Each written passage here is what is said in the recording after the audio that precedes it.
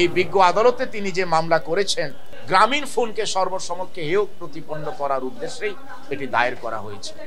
এই নালিশি মামলায় গ্রামীণ ফোনের একজন ফর্মার এমপ্লয়ি এই বিজ্ঞ চিফ মেট্রোপলিটন ম্যাজিস্ট্রেট আদালতে এক নালিশি দরখাস্ত দিয়ে গ্রামীণ ফোন লিমিটেডের তিনজন গুরুত্বপূর্ণ ব্যক্তি যথাক্রমে মিস্টার ফজলুল হক, যিনি হচ্ছেন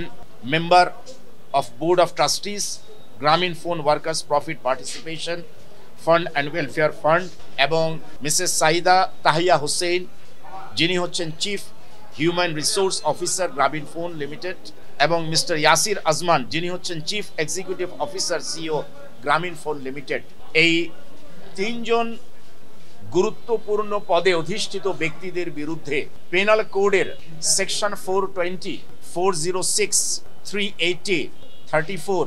এবং 109 ধারাসমূহের অধীনে এই মর্মে এক অভিযোগ করলেন যে তিনি ওয়েলফেয়ার ফান্ডের 8 লক্ষ সামথিং টাকা ট্রাস্টের নিকট পাওনা রয়েছেন, সেই পাওনা টাকা পরিশোধ না করার কারণে Japan Bangladesh joint venture company JBS holdings limited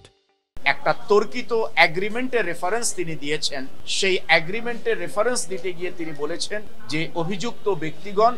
এই টাকা পরিশোধ করছেন না এবং ফেরত দিচ্ছেন না, সে কারণেই এই অপরাধগুলো সংঘটিত হয়েছে। যখন এই মামলাটি দায়ের করা হয়, বিজ্ঞ আদালত এই অভিযুক্ত ব্যক্তিদেরকে, যাদের নাম কিছুক্ষণ আমি পূর্বে বললাম,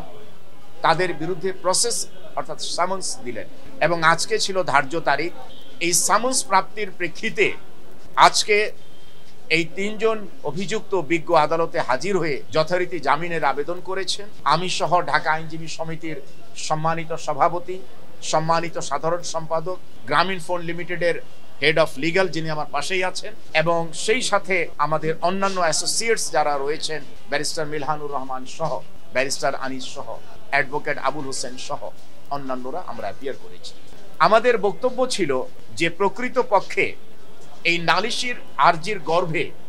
যে বর্ণনা, যে অভিযোগসমূহ দেয়া আছে, সেগুলো এই ধারাগুলোর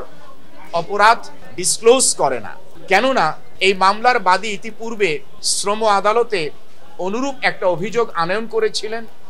এবং সেই অভিযোগের প্রেক্ষিতে পরবর্তীতে গ্রামীণ ফোন লিমিটেড কর্তৃক মহামান্য হাইকোর্ট বিভাগে একটা রিট পিটিশন দায়ের করা হলে সেই রিট পিটিশনের প্রেক্ষিতে মহামান্য হাইকোর্ট বিভাগ সেই শ্রম আদালতের কার্যধারা অর্থাৎ প্রসিডিং স্টে করেছেন এবং সেই রুল এখনো মহামান্য হাইকোর্ট বিভাগে পেন্ডিং। সুতরাং একই দাবিকে কেন্দ্র করে, যেই দাবির বিষয় ইতিমধ্যে মহামান্য হাইকোর্ট বিভাগে একটা রুল পেন্ডিং রয়েছে, সেটাকে ফৌজদারি রূপে দিয়ে এই বিজ্ঞ আদালতে তিনি যে মামলা করেছেন সেটি অসৎ উদ্দেশ্যে করা হয়েছে।